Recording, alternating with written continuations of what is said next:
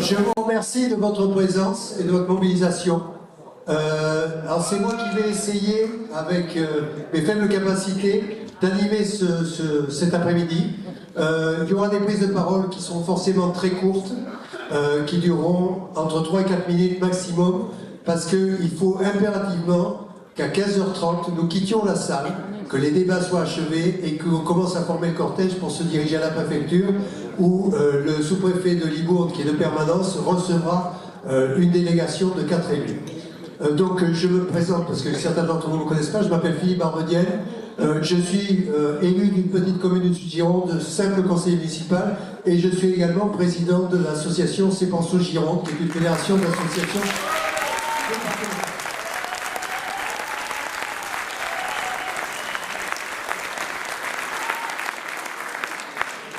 Merci beaucoup.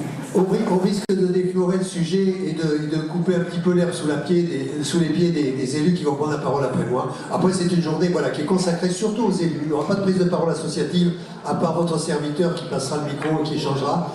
Ce que je voulais rappeler, c'est que nous sommes là aujourd'hui pour soutenir la démarche des 3 maires, j'allais dire des 3 maires basques, puisque Pierre Henrique, qui ne le dit pas, est aussi originaire des Pays Basques. Donc, on est là pour soutenir l'initiative des 3 maires basques qui ont demandé une chose qui est tout à fait raisonnable, c'est l'amélioration et la modernisation de la ligne existante entre Bordeaux et l'Espagne à la place de LGV qui de toute façon, si elle arrivera très très tard, alors que nos amis espagnols attendent d'avoir une liaison par train à la frontière avec le réseau français. Et ça peut se faire très vite avec un aménagement des lignes existantes. Si cet élément ne se fait pas, si par hasard le GPSO perd une jambe, vous savez, on marche beaucoup moins bien sur une seule jambe que sur 2, et à ce moment-là, peut-être que la sagesse l'emportera aussi sur Bordeaux-Toulouse, et puis sur Toulouse-Paris par Orléans et Limoges, le POLT qui est une ligne qui est structurante, qui désenclave le massif central et qui risque de tomber complètement en désuétude si un LGV se faisait. Donc voilà, c'est un combat général. Et nous sommes aussi ici parce que pour montrer notre mécontentement face à cette taxe totalement injuste qui va frapper certains citoyens, certaines communes et pas d'autres, pour un projet national, et ce sont les gens qui sont déjà pénalisés par le passage de la voie pour certains, qui vont en plus devoir payer cette taxe complètement injuste. Voilà, donc ça fait partie des choses que nous sommes là, que nous dénoncerons aujourd'hui. Je ne vais pas traîner plus longtemps parce que je veux donner la parole 3-4 minutes maximum à chacun des personnes qui vont parler. Donc je passe la parole tout de suite au maire de Bordeaux qui nous accueille, que je remercie.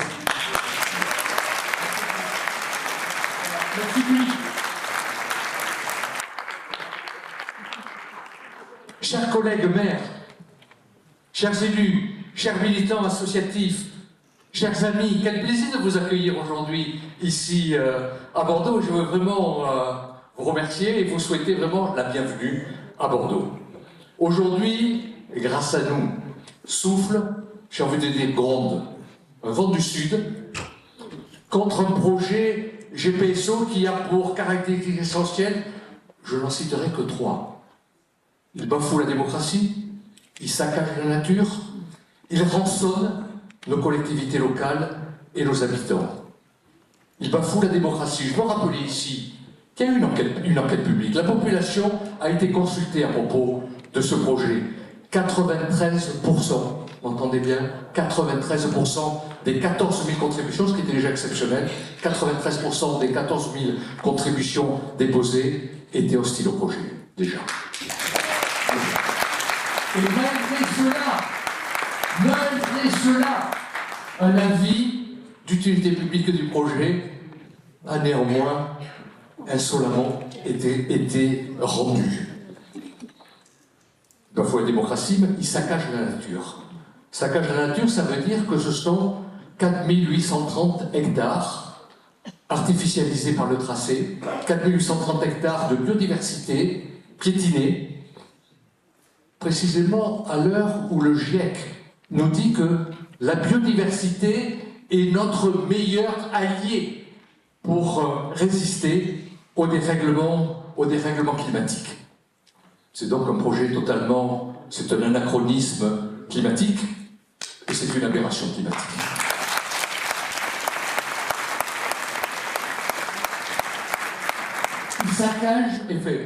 il saccage la nature, je vais le dire, mais il rançonne aussi, j'emploie des mots forts à dessein, il rançonne nos collectivités locales et nos habitants.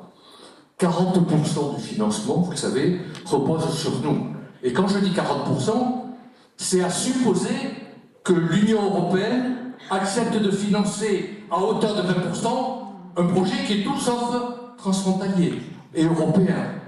Et on sait qu'actuellement, malgré ce qu'on peut lire dans la presse, on peut formuler certaines inquiétudes sur ce financement européen. Mais à l'heure actuelle, c'est 80% qui reposent sur nous, collectivités locales, et nous, habitants, pour une infrastructure qui, il faut bien le dire, n'est pas une infrastructure européenne, elle s'arrête à Toulouse, elle s'arrête à Dax.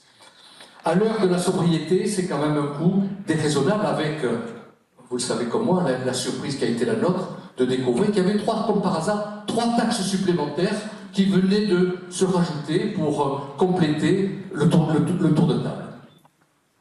Oui, notre mobilisation, aujourd'hui, confirme que nous sommes de plus en plus nombreux, je me félicite qu'on soit aussi nombreux dans cette atelier municipal, nous sommes de plus en plus nombreux à exiger la modernisation urgente des lignes existantes entre Bordeaux et la frontière, ce qui est précisément l'objet de l'appel des 3 maires de Bayonne, de Bordeaux et d'Ivry. Je suis heureux de saluer la présence de mon collègue et ami parolier général, le maire d'Ivry qui viendra aussi par vidéo dans quelques instants. Nous plaidons pour une alternative sérieuse qui n'a pourtant jamais fait l'objet d'études de même niveau de détail permettant une comparaison complète des coûts, des impacts environnementaux, de l'empreinte carbone, de la durée des travaux et des minutes gagnées. Alors entendons-le bien, je pense que nous sommes tous d'accord là-dessus, il faut des investissements massifs dans le train.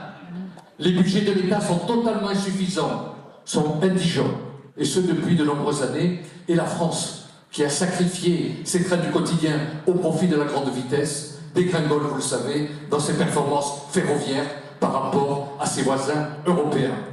Oui, nous sommes tous ici pour le train rapide à 220 km/h qui rejoindra la frontière espagnole au plus tard en 2030. Mieux vaut gagner 10 ans que 10 minutes.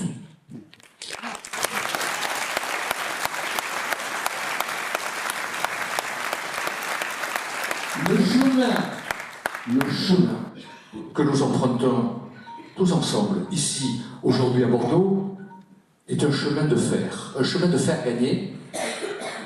gagner une desserte ferroviaire économe de nos espaces naturels, comme de notre fiscalité, une desserte plus écologique, plus juste de nos territoires. Oui, nous, maires des villes, des villages, parlementaires et élus locaux de tous bords politiques, nous voulons ménager nos territoires plutôt que les fracturer. Nous voulons faire avec le déjà là. Cette mobilisation, je terminerai là-dessus, cette mobilisation du 28 janvier 2022, j'en suis persuadé, et vous l'êtes aussi sûrement, elle fera date. C'est l'histoire avec un grand H. Et la géographie ferroviaire de nos territoires que nous voulons ici, tous ensemble, écrire. Je vous remercie.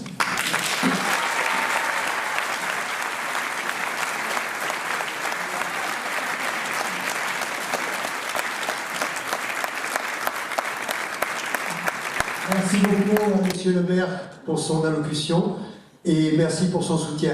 Je vais passer aussitôt la parole à Monsieur le maire de Bayonne, en rappelant un petit peu les règles, très très court, 3-4 minutes maximum, visez 3 pour atteindre. Oui, il a débordé. Si tout le monde déborde, les derniers ne pourront pas parler. Merci. Je vais tenter de tenir le pari de parler en 4 minutes. D'abord, je voudrais, chers amis, vous redire ici que nous sommes au Pays Basque certainement pas contre le train, contrairement à ce qu'on voudrait nous faire croire. C'est même tout le contraire. Je suis maire de Bayonne, mais aussi président de la communauté d'agglomération, et au titre de la communauté d'agglomération, nous investissons sur les gares d'Hendaye, Bayonne, Alsou, Saint-Martin-d'Arossa ou encore sur le renforcement de l'offre entre Bayonne et Garassi, c'est-à-dire Saint-Jean-Pied-de-Port. Tout ceci d'ailleurs avec l'aide de la région et sans que cela d'ailleurs ne relève de notre compétence, puisque comme vous le savez, les communautés d'agglomération n'ont pas la compétence ferroviaire et pourtant nous sommes présents. Au Pays Basque, nous ne sommes pas non plus ce village d'Indiens auquel certains cherchent à nous réduire. Notre attractivité, vous la connaissez. Notre tradition d'accueil n'est pas à démontrer. D'ailleurs, je vous dis ici que nous avons créé à Bayonne et au Pays Basque un centre d'accueil des migrants qui s'appelle Paucha, qui a accueilli depuis 2018 jusqu'à 25 000 migrants. J'ai bien dit 25 000 migrants. En Vendée.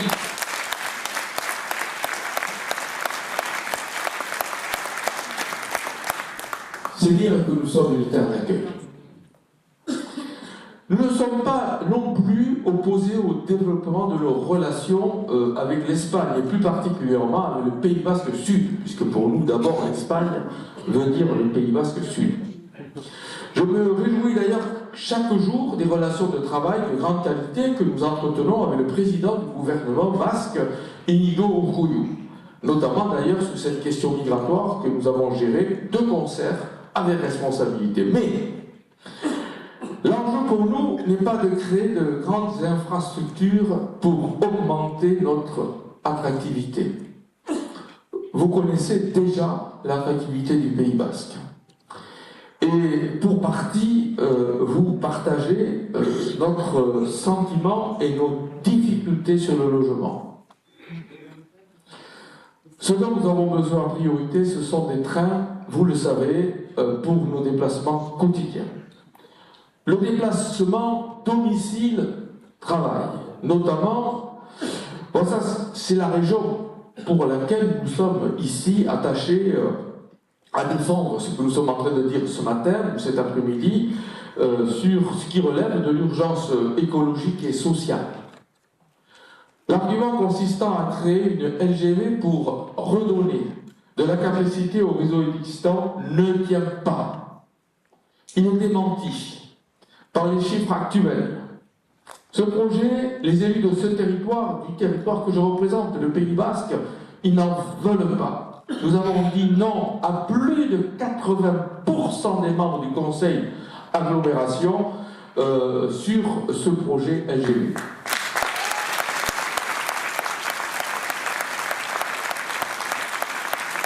Ces mobilisations ont eu lieu à de nombreuses reprises chez nous et de manière constante depuis des dizaines d'années, pour le dire et le redire.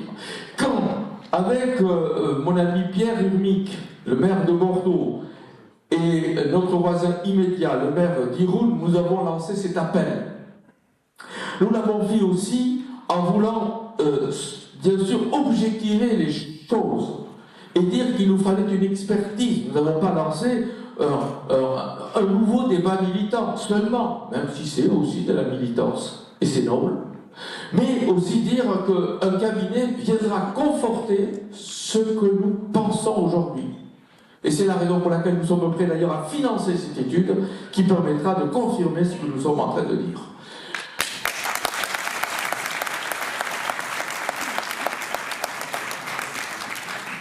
Comme si les choses ne suffisaient pas, voilà que la fiscalité s'invite autour de la table.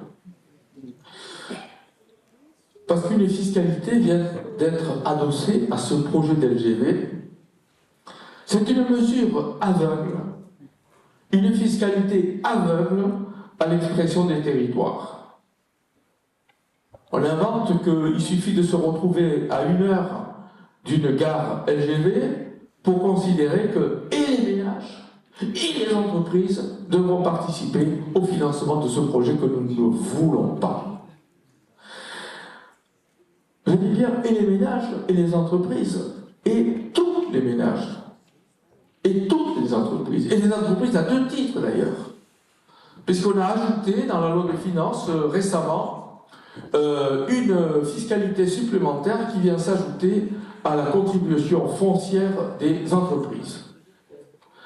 Alors, 2 fois responsables des entreprises, en tout cas 2 fois condamnés, si j'ose dire, par la LGV et puis les ménages aussi, je vais de le dire. Je termine en disant que c'est pourquoi nous demandons avec force au gouvernement d'entendre notre position. Il ne doit pas passer en force sur un projet d'une telle ampleur. Cela ne pourra pas se faire sans l'accord du territoire. Il faut que les choses soient claires. Par le passé, il y a bien des autoroutes, et il y a bien des voies ferrées qui sont passées sur les territoires sans même qu'ils soient consultés. Nous disons d'emblée que nous sommes contre, et déterminés à être contre. Il faudra donc nous passer dessus, tout simplement, ni plus ni moins. Des millions, je conclue, des millions seront donc approuvés pour régénérer et moderniser les lignes existantes pour être au rendez-vous du Y basque qui est en 2027 à la frontière.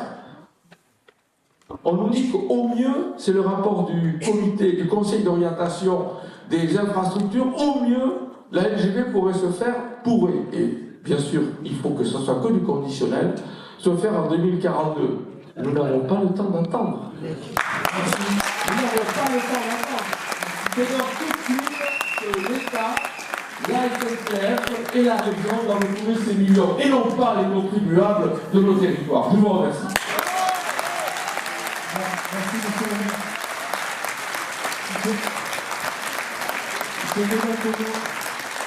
Merci beaucoup, monsieur le maire. Je vais maintenant passer la parole au maire de Lyon, qui sera beaucoup plus rapide. Et qui nous rejoint par visio, voilà. Et je fais pause, je mets le parleur, et normalement la technique va faire le reste. Todos estamos de acuerdo en que el tren representa la movilidad del futuro, la movilidad sostenible del futuro. Y para las ciudades que conformamos este arco atlántico, para Irún, para Bayona, para Burdeos, mejorar y modernizar la línea hacia el norte, yo creo que es una prioridad de nuestra comunicación y sobre todo una garantía de prosperidad para el desarrollo futuro de nuestras ciudades. Así como en Irún en este momento ya tenemos en marcha una nueva estación internacional y se está también trabajando en la conexión de la Y vasca, que va a permitir nuestra conexión con las ciudades de Vitoria y de Bilbao, y con Madrid, tenemos la información de que al norte las cosas no marchan del mismo modo. Y creemos que es muy importante que la línea ferroviaria al norte, la que nos conecta con Bayona, con Dianes, con Amblay y por supuesto con Burdeos, creemos que debe modernizarse, debe mejorarse sustancialmente. No podemos esperar 2 décadas para que esa modernización y esa transformación se produzca. Por eso, no hace muchas semanas mantuve un encuentro con mis colegas de Bayona y de Burdeos para sumar posiciones, para compartir intereses. Son los intereses de nuestras ciudades, del eje atlántico, los que nos permiten apostar por esa línea moderna, con esas inversiones lo más rápidas posibles al norte de la línea ferroviaria, porque eso es lo que nos va a garantizar el futuro. La movilidad es futuro, la movilidad sostenible es el ferrocarril. Necesitamos un ferrocarril al sur y al norte mejor, más moderno y sostenible, y en eso estamos.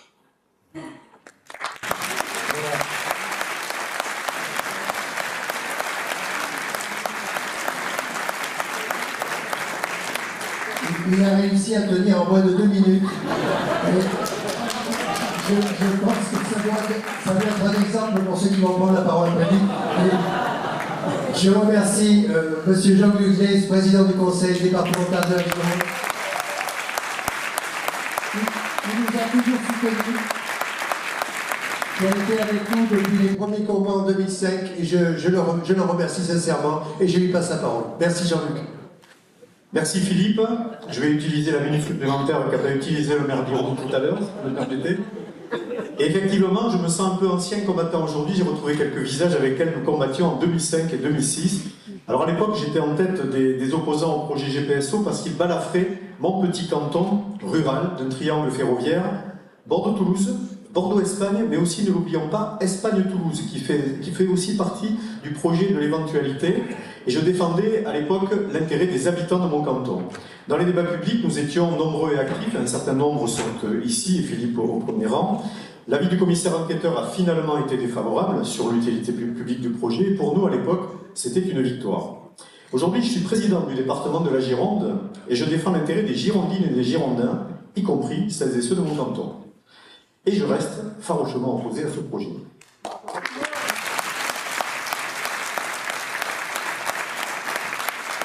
LGV, ligne à grande vitesse. Non, LGV, les grandes villes. Macron, c'est le président des riches. C'est celui qui pense au transport des uns et des autres d'une métropole sans penser au rural. Aucun Girondin n'a jamais demandé d'aller en 1 heure de Bordeaux à Toulouse. Par contre, beaucoup de Girondins me demandent d'améliorer les déplacements du quotidien, d'avoir des trains mieux cadencés, d'avoir une alternative fluide à la voiture, un accès rapide à Bordeaux Métropole, et ne plus être debout tous les jours dans les allées et les escaliers des trains du quotidien. C'est ça le RER girondin, et c'est ça exclusivement que veut financer le département de la Gironde.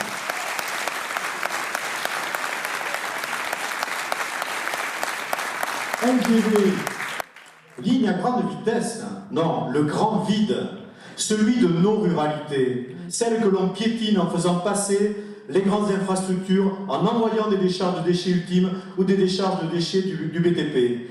Ce que l'on veut, c'est résorber, nous, les fractures territoriales et aussi les fractures sociales. Parce que la question de l'accessibilité, c'est aussi la question des moyens que l'on met dedans. Il faut un train qui coûte peu cher pour se déplacer au quotidien. Ce qu'il faut faire, c'est créer de la solidarité et non creuser les inégalités. Il faut aider à recoudre les territoires de Gironde entre Bordeaux, la métropole et les territoires ruraux, plutôt que de défaire les équilibres entre ville et campagne que nous devons perpétuellement rechercher. Et ce qu'il faut surtout, c'est assurer une mission de service public des déplacements et pas faire le profit des grandes lignes et de toutes celles qui vont les prendre et qui auront les moyens de se les payer.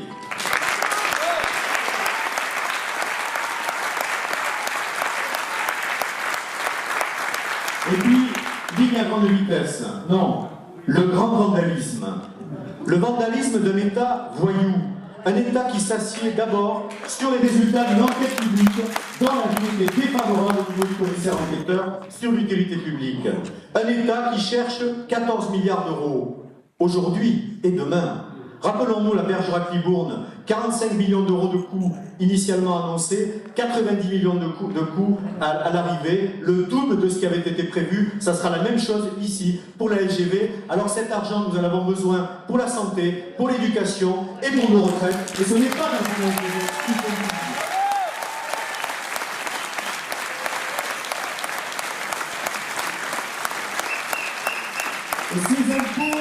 Et ces impôts nouveaux, comme évoqué les deux maires tout à l'heure, que vont payer des contribuables, des entreprises qui d'abord ne sont pas forcément d'accord avec le projet, qui ne sont souvent même pas concernés. Qu'est-ce que vous voulez qu'un artisan maçon menuisier à Captieux, pour ne prendre qu'un exemple, ait envie de payer des impôts pour une LGV qu'il ne prendra quasiment jamais et qui va impacter son territoire? Et puis quand on voit que même les Parisiens ne paient pas cet impôt, par contre, ils seront les bénéficiaires de la ligne. Parce qu'on sait aujourd'hui que c'est rapprocher Toulouse de Paris et Paris de Toulouse, mais c'est pas rapprocher nos territoires des besoins qui sont les nôtres au quotidien dans la vie courante de nos concitoyens.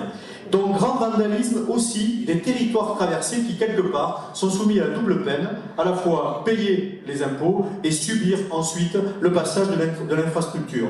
Et puis, l'État voyou, je voudrais insister sur un point que vous n'avez peut-être pas relevé, en tout cas qui n'a pas été relevé jusqu'à présent, c'est que l'État s'exonère lui-même, mais Hervé précisera, s'exonère lui-même d'obligations légales. Le zéro artificialisation nette qu'il nous impose, y compris à nous départements, pour créer des collèges, eh bien, pour un grand projet public comme la LGV, ça ne s'impose plus. Et quand il s'agit d'essayer de trouver des terrains de compensation, eh bien, l'État peut acheter des terrains en zone de préemption pour des espaces naturels sensibles, alors que même le département de la Gironde ne peut pas le faire. Ça veut dire qu'il prévoit des lois auxquelles il déroge systématiquement, alors qu'il impose des lois aux autres, et ça c'est inadmissible. C'est véritablement l'État vandale et l'État voyou. Donc,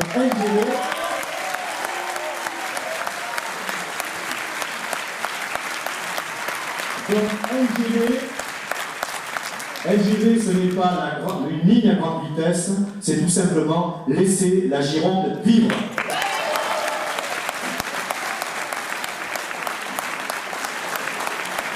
Merci, Monsieur le Président. Merci beaucoup.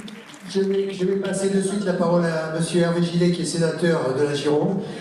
Je suis vraiment désolé parce que je pense que si tout le monde parle selon la moyenne précédente, on n'arrivera pas à faire parler tous ceux qu'on aimerait faire parler. Donc je passe la parole à Hervé Gillet, mais je souffre. Bon, je vais essayer de le rassurer, je vais essayer vraiment de faire très court, beaucoup de choses ont été dites. Je voudrais simplement peut-être vous tenir au courant des dernières nouvelles qui contribuent au fait qu'on est vraiment dans un déni démocratique aujourd'hui. Vous avez tous vu donc l'impôt LGV. L'impôt LGV, c'est celui qui avait été voté dans le projet de loi de finances 2022. Et c'est celui qui s'applique effectivement en 2023. Et donc aujourd'hui, il y a eu une certaine couverture médiatique par rapport à ce sujet-là, et toutes les communes situées à moins d'une heure ont donc découvert qu'elles étaient effectivement concernées par cet impôt. Mais en fait, nous allons avoir la double peine, double lame. Et ça, pour l'instant, personne n'a communiqué là-dessus, véritablement. C'est que dans le prolongement, des nouveaux amendements ont été votés dans le cadre du PLF 2023. Ces amendements, en fait, ils ont été portés par le gouvernement et ensuite ils ont été avancés par le président de la Commission des Finances au Sénat, directement, en contournant, compte tenu des délais, la Commission des Finances, la Commission des Affaires économiques, la Commission d'aménagement et de développement des territoires. Parce que cet amendement est arrivé exprès, très tardivement, validé par Bercy. Les commissions ad hoc n'ont même pas étudié ces amendements en tant que tels. Et bien sûr, ils ont été votés, car ces amendements ont été co-signés par l'ensemble des bancs politiques qui étaient directement concernés et impliqués et favorables à ce projet. Inutile de vous dire que nous, bien évidemment, nous ne les avons pas signés et nous avons voté contre. Mais nous avons réellement découvert la démarche politique au dernier moment, de manière vraiment fortuite, dans le cadre des débats du projet de loi de finances au Sénat. Pourquoi débat du projet de loi de finances au Sénat? Mais parce qu'à l'Assemblée nationale, il y avait le 49.3. Le projet de loi de finances, il n'a même pas été étudié en tant que tel. Donc c'est passé effectivement au Sénat, et ensuite ça a été entériné par le deuxième 49.3 sur ce projet de loi de finances. C'est absolument honteux. Et quand on parle d'un déni démocratique depuis le début jusqu'à la fin sur ce dossier-là, on en a encore un exemple très criant. Sur ce financement, et j'en terminerai là, Philippe, toi, je ne serai pas trop long. Sur ce financement, il faut savoir qu'il y a une taxe de séjour qui a été mise en place, donc dans le périmètre bien sûr concerné des 1 heure au travers d'une gare de LGV. Mais d'autre part, il y a la hausse du plafond de la taxe spéciale d'équipement qui est portée de 24 à 29,5 millions d'euros par an. Et la création d'une taxe spéciale complémentaire dont le produit est fixé à 21,5 millions par an et qui sera due par toutes les personnes physiques ou morales assujetties à la cotisation foncière des entreprises dans la fameuse liste communale. Pourquoi ça a été fait? Mais parce qu'il y a une angoisse terrible au niveau des sociétés de projet à l'heure actuelle pour financer la LGV. Et donc il y a une pression considérable sur l'État pour essayer de trouver des moyens nouveaux. Et là vous voyez bien la manœuvre de contournement qui s'est mise en place au niveau budgétaire pour essayer d'instaurer ces nouvelles fiscalités avec ces nouveaux produits. Donc aujourd'hui, ce dont on entend parler, c'est ce qui était inscrit dans le PLF 2022. Ça, ce dont je viens de vous parler, c'est l'impact du PLF 2023 et l'impact réellement financier et fiscal en 2024. C'est profondément honteux. Regardez ce dossier de A jusqu'à Z, à chaque fois il y a un déni démocratique. Nous menons une guerre de tranchées, nous parlementaires, nous menons cette guerre-là, vous pouvez nous faire confiance, mais nous avons besoin de vous, il faut lutter jusqu'au bout. Je vous remercie.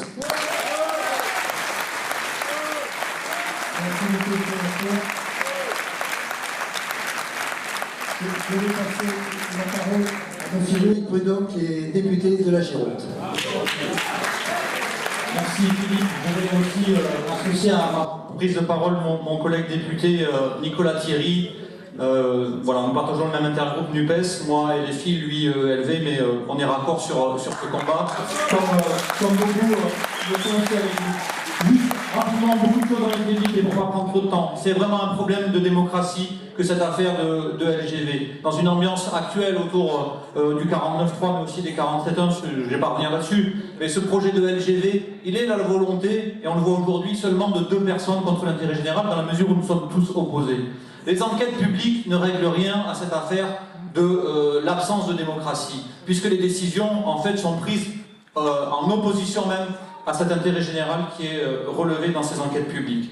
Et la question qui est soulevée aussi de la taxe spécifique d'équipement, le racket, comme le disait le président du département juste avant, ce racket organisé, je l'avais soulevé, ce lièvre, j'ai pris les archives parce que je ne me rappelais plus tellement c'est ancien, effectivement Hervé vient de le rappeler, c'était en 2021 où nous nous étions retrouvés déjà ici quelques-uns opposants devant le conseil régional et j'avais alerté sur le fait que cette taxe avait été votée, comment ? De façon antidémocratique, évidemment. C'était un amendement passé en catimini au projet de loi de finances 2022, à la fin de l'année 2021, posé en catimini par le gouvernement. Voilà comment aujourd'hui ce projet se fait contre l'intérêt général, alors que des alternatives existent, tout le monde l'a rappelé. Juste pour rappeler un argument assez simple aussi sur le fait que ça nous ferait gagner tellement de temps et tellement de choses, et Pierre Urmic l'a dit avec beaucoup de justesse, hein, plutôt que gagner 10 minutes, gagner en 10 ans, mais la question des alternatives, elle est aujourd'hui prégnante, et c'est là-dessus que je voudrais juste insister. Bordeaux-Dax, on nous dit que ça ira plus vite, la ligne fera 42 km de plus, vous pouvez rouler à la vitesse que vous voulez, vous n'arriverez pas plus vite qu'un train qui prendrait la ligne existante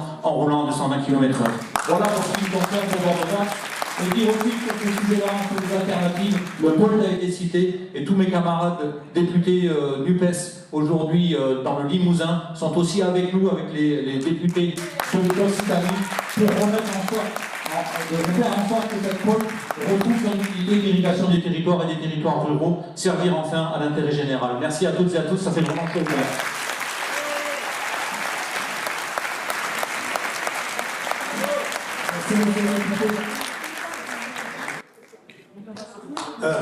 Alors, Sophie, je vais essayer d'insérer. Bon, alors, je sais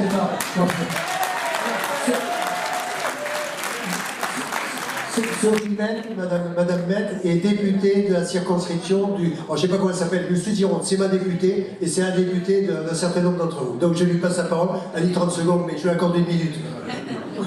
Merci Philippe. Mesdames, Messieurs, bonjour. Juste pour vous dire, voilà, moi je suis la députée de la 9e circonscription qui est traversée de part en part par le projet GPSO. Depuis de nombreuses années, je suis contre ce projet. Moi, je suis favorable à une rénovation des lignes parce que je crois qu'on a tout à y gagner pour la défense de notre environnement, pour un coût, effectivement, parce que c'est trop important aujourd'hui, on ne peut plus se permettre de dépenser autant d'argent public. Et ce que j'ai demandé depuis de nombreux mois au gouvernement, c'est d'avoir une étude complémentaire sur ce projet. Après, je suis tout à fait d'accord avec tout ce qui a été dit par mes collègues, donc je ne reviendrai pas sur ça. Mais ce que je veux vous dire, c'est que je suis complètement engagée contre ce projet. Merci.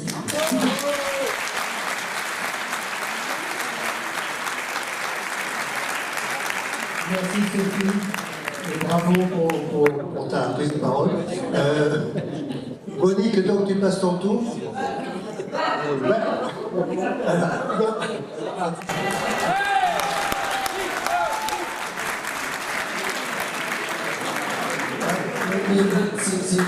Le pouvoir est aux dames. Non, je ne m'entends pas parler, mais quand je vois qu'il y a 8 hommes qui sont parlés...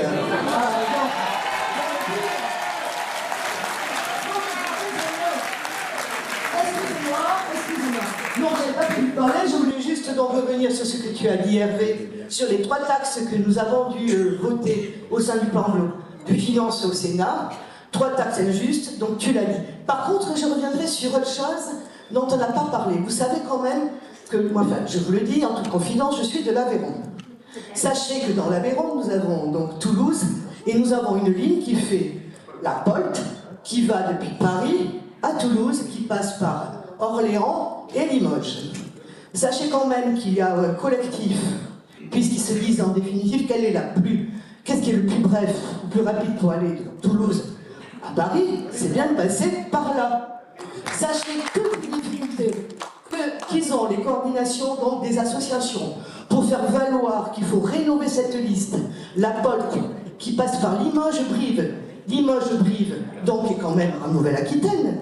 Sachez qu'ils se battent de façon à ce que la région Aquitaine, Nouvelle-Aquitaine, le président Rousset, viennent financer les travaux de rénovation de cette ligne, ceux qui ne souhaitent pas, puisqu'ils privilégient la LGV au sud de Bordeaux plutôt que de financer cette dimension.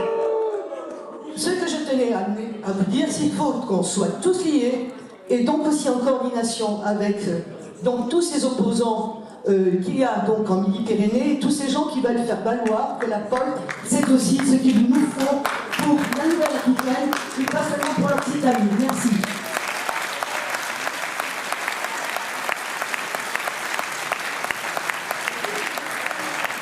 Merci. Merci beaucoup, Madame la sénatrice. Je vais passer la parole à un de nos invités qui vient du Pays Basque, qui vient de loin, qui est Monsieur le maire du Rugne, et donc qui va prendre la parole, et puis ensuite ce sera un des représentants du collectif du Sud-Gironde, Jacqueline ou Christian. Voilà. Villechker, merci. Bonjour. Un petit témoignage effectivement d'un maire d'une commune littorale de près de 11 000 habitants, commune littorale qui a aujourd'hui encore la chance d'avoir des terres naturelles et agricoles. Terres naturelles et agricoles qui vont se trouver par après détruites si effectivement une nouvelle ligne LGV passe par chez nous. Parce qu'aujourd'hui on parle beaucoup de Bordeaux-Toulouse et Bordeaux-Dax, mais la prochaine c'est nous. Et on n'est pas là pour nous, on est là pour nos futures générations, pour leur laisser une terre vivable. Alors, quelques chiffres, rapidement, pour montrer l'aberration sur laquelle se fondent les promoteurs de ce projet destructeur. Lors du débat public en 2006, Réseau Ferré de France proposait un scénario alternatif qui consistait en des aménagements mineurs de la ligne existante Bordeaux-Espagne, sans création de nouvelles voies permettant un relèvement de la vitesse des trains. Avec ces aménagements, RFF annonçait un temps de parcours de 1h19 entre Bordeaux et Bayonne. 1h19. Retenez bien ce chiffre. Avec la LGV, SNCF Réseau nous annonce entre Bordeaux et Bayonne, avec arrêt à Mont-de-Marsan et Dax, un temps de parcours de 1h17. Soit un écart de 2 minutes. Tout cela pour 2 minutes de gain de temps. Monsieur Rousset, il annonce des gains de temps bien supérieurs entre Bordeaux et Bayonne, mais comment cela est-il possible? Voilà, en 2006, le temps de référence donné par RFF entre Bordeaux et Bayonne était de 1h36. Aujourd'hui, les TGV mettent plus de 1h50, alors que près de 600 millions d'euros ont été investis pour rénover cette ligne. Alors, fait-on ralentir volontairement les TGV? On peut s'interroger. En 2006, autre chiffre, RFF annonçait 190 trains de fret, 95 par sens, en sortie de Bordeaux à l'horizon 2020. En 2019, il en passe 14. 7 par sens. Alors tout cela ne sont que des arguments fallacieux. Voilà pourquoi, sur le tronçon Dax-la-Frontière, la ligne mixte, voyageurs marchandises, entre Bordeaux et Dax, les trains de marchandises devront circuler sur la ligne existante. Ainsi, la LGV de Bordeaux jusqu'à Dax ne sera utilisée que par 2 dizaines de TGV par jour. Des milliards gaspillés pour un tel résultat. C'est tout juste inacceptable. Avec le Conseil d'orientation des infrastructures, je suis convaincu que la ligne modernisée permettra de bonnes performances et un coût bien moindre. En revanche, je ne suis pas du tout convaincu par les études biaisées de la SNCF qui osent affirmer que moderniser la ligne existante reviendrait aussi cher que construire une ligne nouvelle. Mais qui peut le croire? Enfin, j'en terminerai, en ma qualité de maire de Rugne, je m'élève, comme mes collègues l'ont fait tout à l'heure, je m'élève contre les taxes nouvelles que devront payer les administrés pour voir leur environnement détruit par une nouvelle ligne qui ne leur donnera pas une meilleure desserte. Alors, comme on dit chez nous, Esdiga Pachaco, ils ne passeront pas.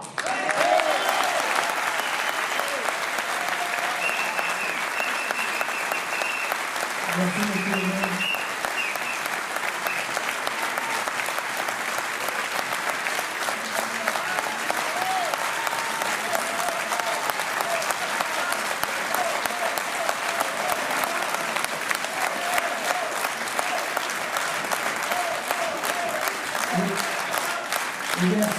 Merci à nos invités. Merci à nos amis basques qui sont solidaires, qui ont toujours été solidaires et qui sont là aujourd'hui, et ils sont encore. Merci à eux. Je vais reprendre le cours normal, j'allais dire, de l'organisation, et je vais laisser la parole à une dame, à Madame Céline, une conseillère régionale, et donc qui est à la commission de transport du conseil régional, donc qui sait de quoi elle va parler. Voilà, Christine Antoine. Bonjour, je vous remercie d'être tous si nombreux et si nombreuses aujourd'hui. Déjà, je pense à un grand point, puisque depuis de longs mois, les écologistes ont toujours été présents et je suis aussi ravie qu'on ait autant de collectifs qui se soient créés, puisque, alors je ne vais pas redire tout ce qui a été dit jusqu'à présent, mais ce projet est vraiment une aberration écologique, une gabegie financière. Et simplement, moi, ce que je voulais vous dire, c'est qu'à la région, nous aussi, Monsieur Rousset nous fait pas mal de fake news et il s'en sert aussi, c'est des choses qui sont revenues dans la presse. Il dit que les écologistes, nous si on est contre la LGV, c'est qu'on n'aime pas le train. Mais non, Monsieur Rousset, nous, on aime le train, on souhaite la régénération et la modernisation des voies. Vous dire aussi simplement que quand il nous dit ça va être la solution pour ne plus voir le mur de camion, est-ce que depuis qu'on a la tour Bordeaux, le mur de camion a disparu sur la nationale qui a été mise à 2 voies?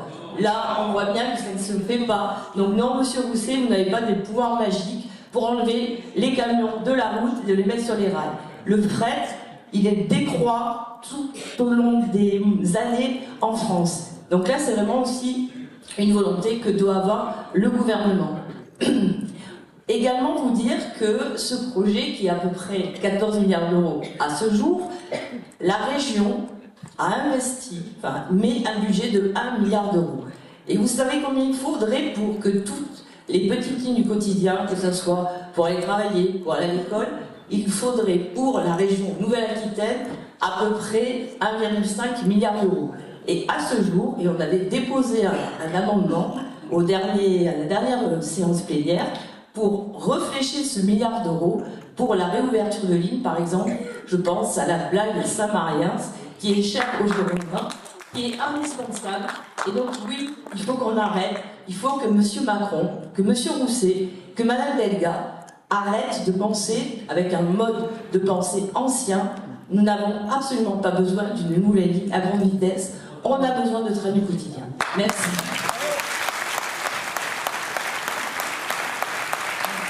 Merci beaucoup. Merci beaucoup. Je vais maintenant donner la parole à M. Christian Tamarel, qui est maire de Saint-Médard-des-Rangs, et qui lui aussi a été de nos premiers candidats, et qui est toujours fidèle au poste, et qui aujourd'hui est co-président de de la coordination des élus, de l'association des élus du Sud-Gironde, avec Mme Jacqueline Larty, qui s'y présente également. Merci beaucoup, mesdames et messieurs. Bonjour à toutes et à tous. D'abord, un grand merci à tous les élus, à toutes les associations et à tous les habitants de ce territoire qui sont à nouveau mobilisés aujourd'hui. Moi, ça fait 17 ans que je suis mobilisé, puisque j'ai la double peine, j'ai les AFSB sur ma commune et j'ai aussi la LGV. Donc je sais un petit peu de quoi je parle. Et puis, nous avons avec Madame le maire de Bernance-Bolac et d'autres élus du Sud-Gironde remis au bout du jour ce collectif que nous avions créé avec Jean-Luc Lez à l'époque. Et nous l'avons remis au bout du jour pour combattre ce projet. Je vais être bref et vous dire juste une petite chose. Vous avez sans doute lu comme moi l'actualité récente et le journal Sud-Ouest, et vous avez vu que le président de la région a fait le déplacement il y a quelques jours auprès du Parlement européen pour aller demander le bol auprès des élus. Bon, ça c'est la mauvaise nouvelle, mais la bonne nouvelle c'est que notre combat commence à bruisser au coin de l'Europe, et j'ai lu que les Européens commençaient à s'inquiéter de ce mouvement compliqué. Y aurait-il des élections qui approchent européennes? Est-ce que notre combat n'est pas aujourd'hui en train d'inquiéter les futurs élus? Donc il faut continuer ce combat, il faut continuer à se mobiliser, il faut continuer à mobiliser. Ce n'est pas une fatalité ce projet, c'est un combat que nous menons depuis 17 ans. Nous allons gagner, mais nous allons gagner si nous sommes mobilisés et si l'Europe nous aide. Merci.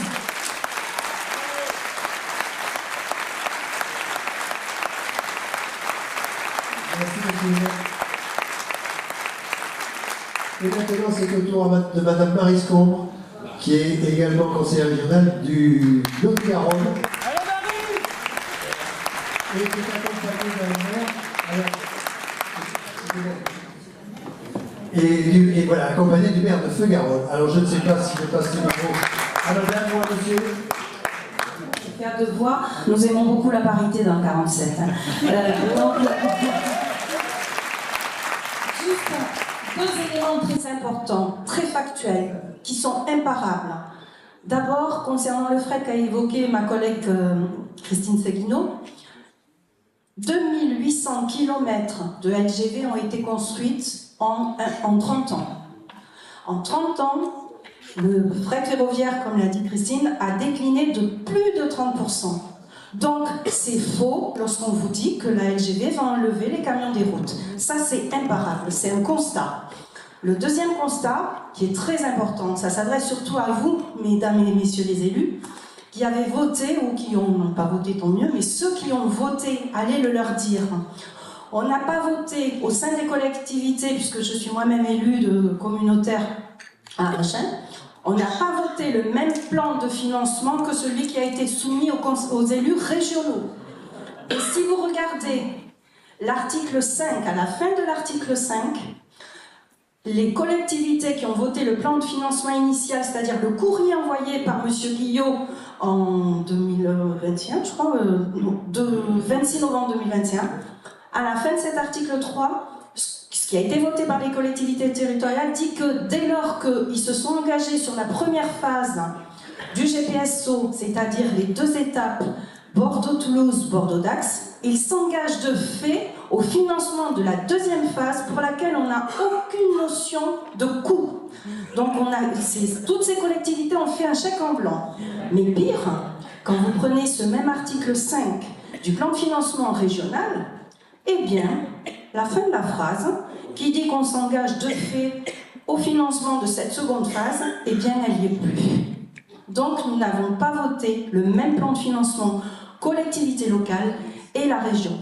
Tout le monde s'est fait abuser. Donc, ce sont deux choses vérifiables, réelles, factuelles, pour lesquelles il faut vraiment diffuser, s'en servir et dire que, voilà, évidemment qu'on aime le train, mais le train pour le plus grand nombre et pas le train que pour déplacer les Parisiens vers notre belle région de Nouvelle-Aquitaine. Merci, je passe la parole.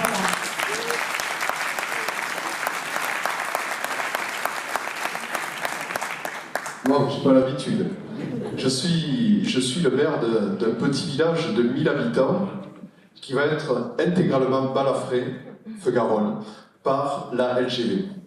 Alors, d'habitude, le Lot-et-Garonne, on appelle ça les invisibles, la misère. 93 ou 94e sur la liste du classement de la richesse des départements. Ne t'inquiète pas, Marie, je suis au jus. Et donc, on était les invisibles, mais maintenant, en plus, depuis 20 ans, nous sommes les inaudibles. Pourquoi? Parce qu'il y a 20 ans qu'on interpelle, avec mon ami Charles, que je vois en face, et grâce à son association, on peut l'applaudir, je crois. Vous pouvez l'applaudir.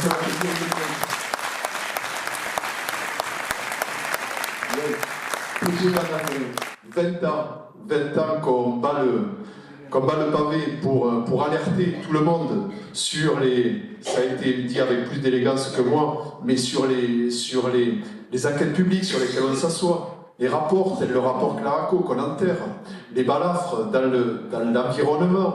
Moi je suis agriculteur, croyez-moi, on ne s'en remettra pas. Mais pourtant, qu'est-ce qui nous tient au bout de 20 ans? Ben, il y a quelque chose qu'on n'aime pas, le Lot-et-Garonne. Et on voit les Basques largement. C'est le sentiment d'injustice. Injustice parce qu'on est coincé entre des élus, et c'est transpolitique, croyez-moi. Des élus qui veulent leur arc de triomphe. Mais surtout, plutôt derrière, posez-vous la question des Bouygues, des Vinci, des FH.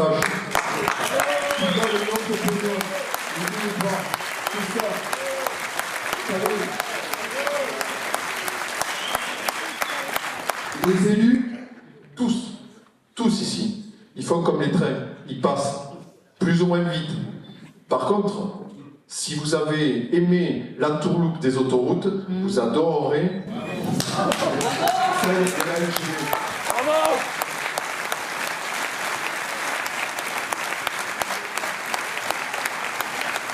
Merci pour ce témoignage.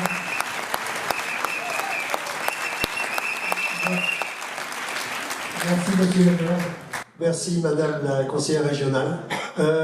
Alors, je vais poser une question qui va vous paraître stupide. Y a-t-il un élu de Charente-Maritime ou d'un autre département touché par la taxe qui soit présent dans la salle? S'il y en a un qui est présent, je lui donnerai la parole avec plaisir.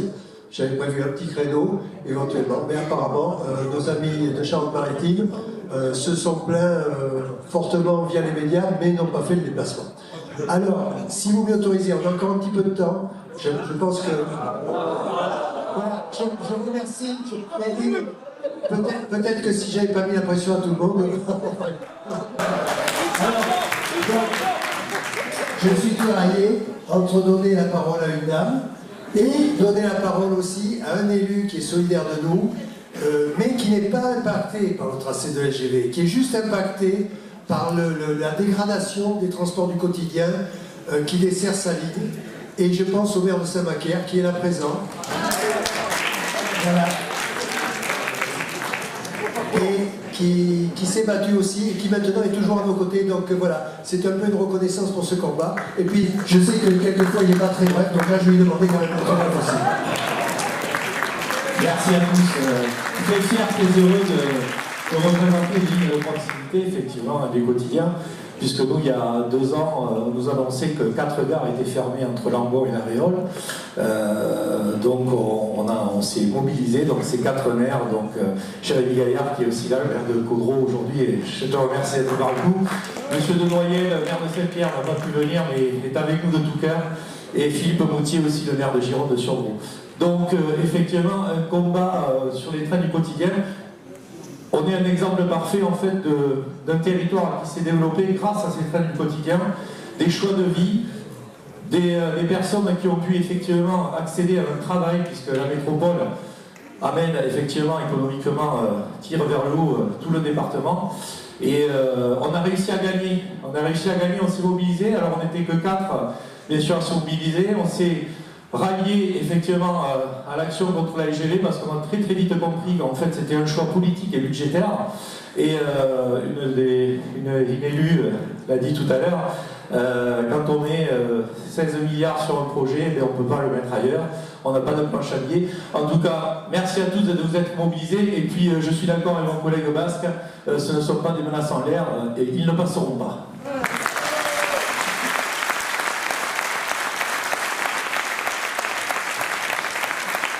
Merci, monsieur le maire. Merci à vous tous d'être présents. Je suis désolé, vous allez me prendre pour un antidémocrate, etc. Je ne vais pas passer la parole à la salle parce qu'on ne va pas avoir le temps.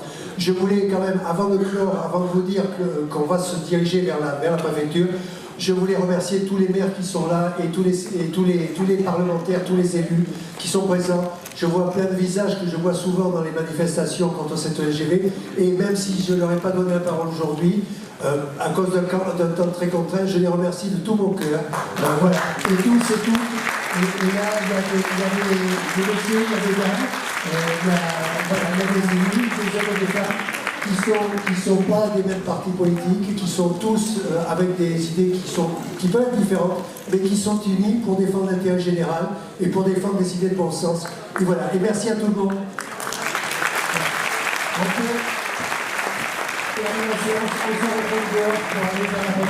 Merci à tous.